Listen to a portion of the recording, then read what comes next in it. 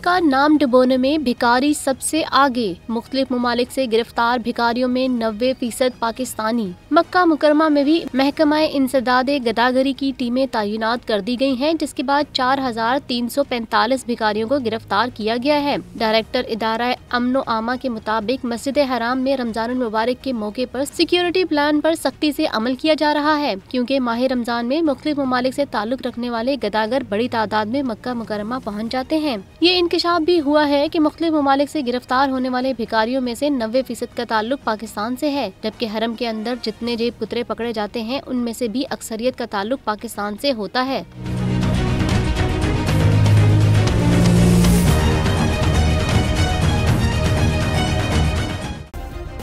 Subscribe करें और bell दबाएं ताकि कोई खबर रह न जाए।